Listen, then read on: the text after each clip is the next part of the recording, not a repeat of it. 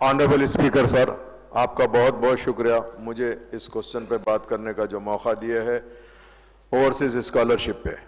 मेरा सवाल सीधे डायरेक्ट ये है कि जब से ये स्कॉलरशिप स्कीम आई है, total how many students are applied for the overseas scholarship are from minority, BC, SC, ST categories?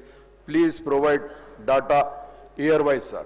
Year wise हमको डाटा अगर देंगे तो बेहतर रहेगा। What the target and achievement of overseas scholarship minorities, BC, SC and ST categories? Please provide data year wise sir.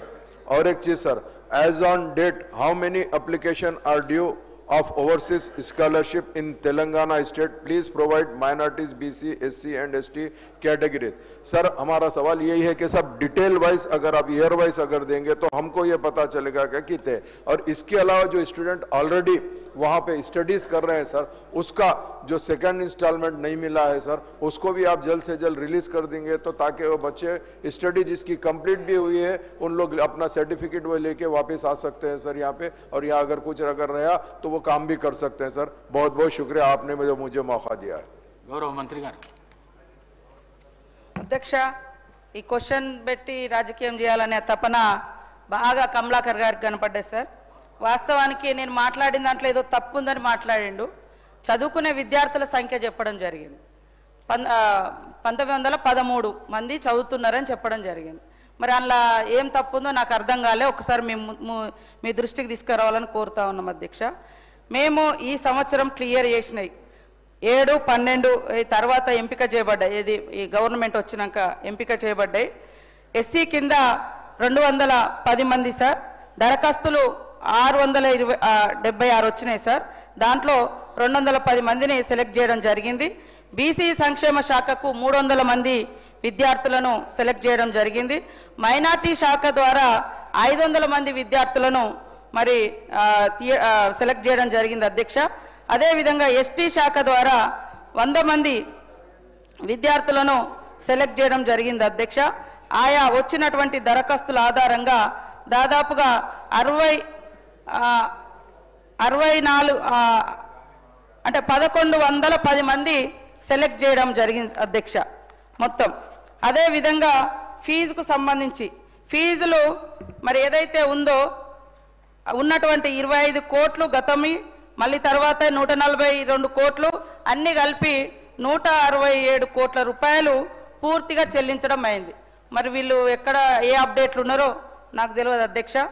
అదేవిధంగా post matric scholarships కూడా మరి ఏదైతే 23 వరకు కాంగ్రెస్ ప్రభుత్వం వచ్చే నాటికి రాష్ట్రంలో 4332 కోట్లు బకాయి ఉంటే మరి ఆ బకాయిలను తర్వాత బకాయిలు కూడా ఈ 1108 మాత్రమే ఉన్నాయి అధ్యక్ష.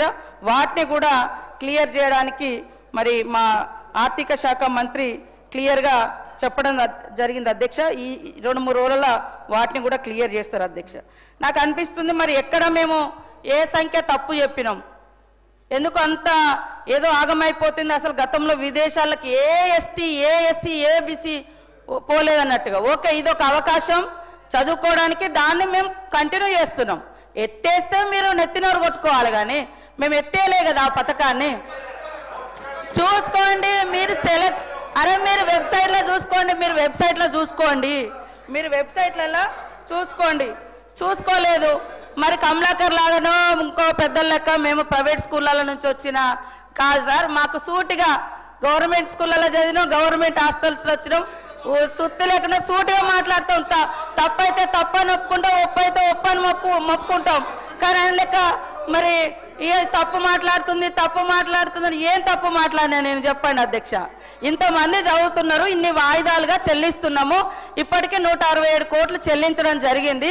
ఇంకా 25 కోట్లు డ్యూ ఉంది, అది కూడా తొందరలోనే చేస్తాం.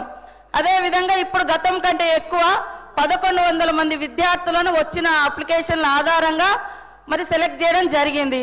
వెబ్సైట్లో ఉన్నది, మీరు కూడా చూసుకోండి. మా అనిల్ జాదవ్ గారు మాట్లాడిన హాస్టల్లో అయింది అని.